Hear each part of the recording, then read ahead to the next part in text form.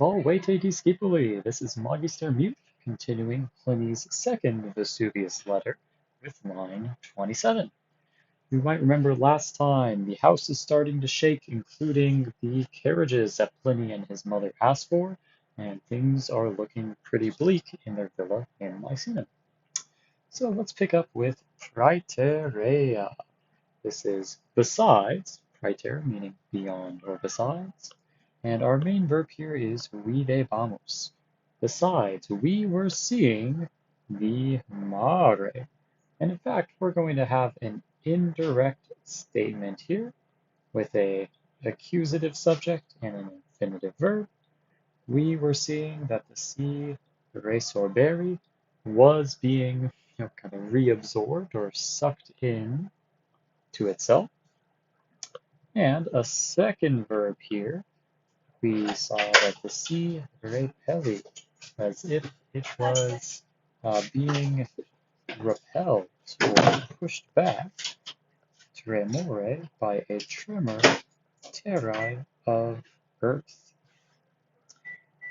And certe, certainly, procaeserat, something pluperfect had proceeded.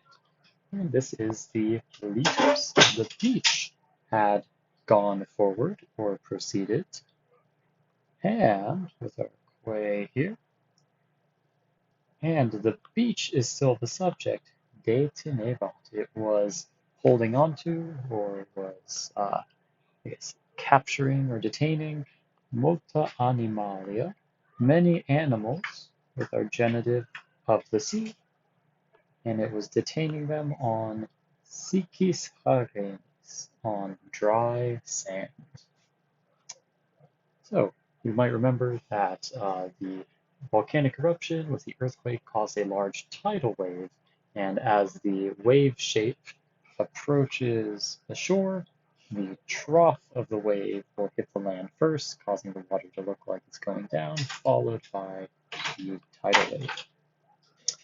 Ab altero latere, from the other side, we get our nominative subject, a nubes, a cloud, which we remember is feminine, a cloud that is black and horrible. And this cloud is also rupta, broken or ruptured by something in the ablative, by discursibus. This is literally a running away or running around. Runnings that are tortis from torqueo, twisted, and vibratis, shaken. So twisted and shaking, runnings around, our genitive phrase of a fiery breath. And what do you think? What shapes twisted, shaking, and fiery in the sky? This is talking about lightning, particularly volcanic lightning, which is a phenomenon that occurs in certain types of eruptions from the static electricity. So that cloud ruptured by lightning, dehiscebat. It was gaping or yawning in longas figuras, into long shapes, flamarum, of flames. So once again, his first-hand account of what the eruption looks like. And Eli, those feminine plural things, probably those shapes, were both similes et maiores, similar and greater than lightning. Actually, this is kind of ambiguous. I don't know if it's a dative, similar to lightning, or maiores, greater than lightning. Kind of does double duty because the same ending for both. All right. So, tum, then, vero, truly, or perhaps say, but then, idem ille amicus, that same friend, ex Hispania, from Spain, remember this is the uncle's friend who is with them, he inquit, he says, and now we have some comparative adverbs. He says it more fiercely, more acer, and more insistently or urgently. And what's he telling Pliny and his mother? Si frater tus, if your brother, tus avunculus, if your uncle. Ooh, lovely chiastic word order. Here he's talking first to Pliny and then to Pliny's mother. Or actually, sorry, first to the mother, then to Pliny, who's the nephew. If this guy lives, what he wants, and we have he wants the accusative to be a predicate accusative. He wants you to be safe. Si periit, if he has died, perfect tense, voluit, he wanted, and I think here we have to fill in vos esse, he wanted you guys to be superstites, survivors, people who are still standing, still standing. Proinde, therefore, quid cessatis? What are you, queso cessare, ceasing or stopping to evade, to get away? And here, this quid, sometimes we'll see quid works better as a why in English. For what reason? So why are you ceasing, stopping, or delaying to escape? All right, so that's a friend from Spain. Let's see how Pliny and his mother respondo. So we respond that we can have a nice indirect statement. And here our subject is nos. And our verb is going to be commissuros esse. We respond that we are not going to commit, commit that we do something. It's sort of a, I guess, a purpose of what type of thing we're committing. We're not going to engage in consuleremus, in consulting with a dative here for nostri, for our feminine thing. This is going to pick up salus, for our safety, about the safety of that guy being uncertain. So the idea here, the idiom's a little different from English, but we're not going to kind of have a conversation about our own safety with the safety of that guy, our uncle, being uncertain. So we're not leaving without him. We gotta wait for news of our uncle. Of course, we know what kind of news they can only be expecting. So the amicus, masculine subject, non moratus, not having delayed ultra further. What does the amicus do? He prorepit, he snatches himself away, and he aufertur, this is ab plus fera, and he is carried away with an ablative of separation from danger. And here we have a nice ablative absolute with his cursu, literally his running from kuro, with his running having been poured out or effusive. So he is hightailing it out of there. All right, so the friend tried to warn them, but he has since left. Let's see what happens next.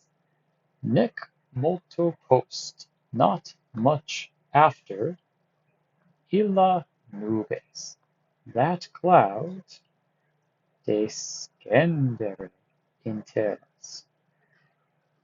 Notice that we don't have a main verb, we just have these infinitives.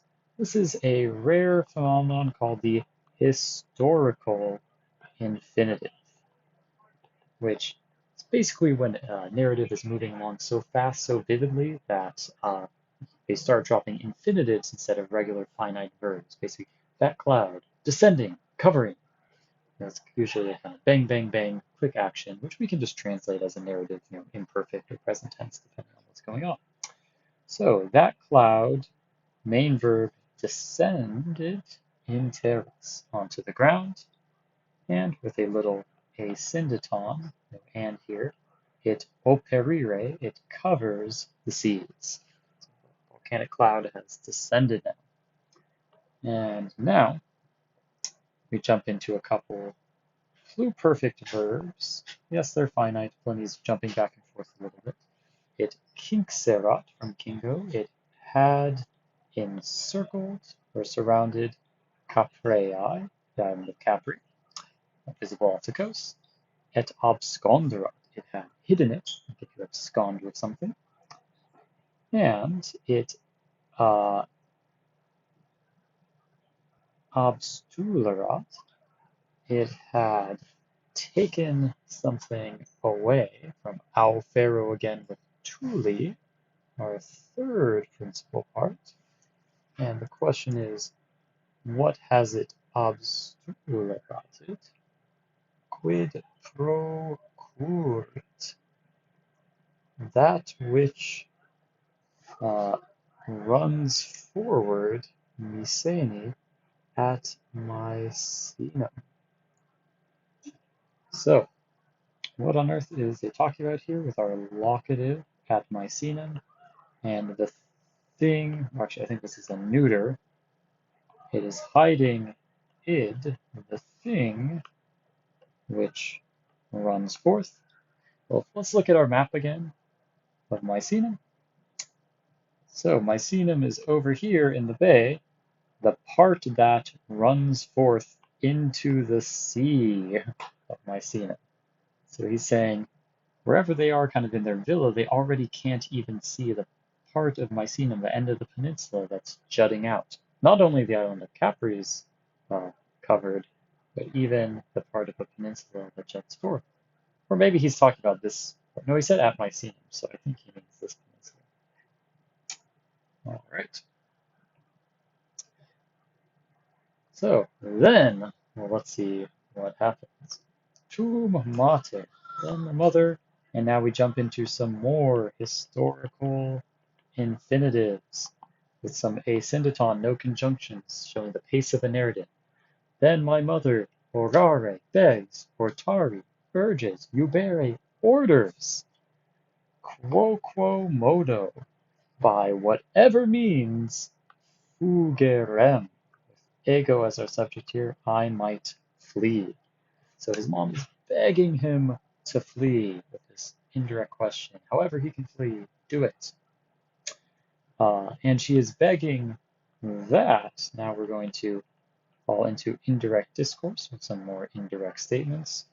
She basically is saying that posse juvenem, for a young man is able to do it, able to flee, but that se, that's going to be our subject of the second verb, that se moriturum esse, future here is going to die, that she will die bene, she will die well, being garaven, that's describing our se, heavy both from anis and corpore, from years and her body.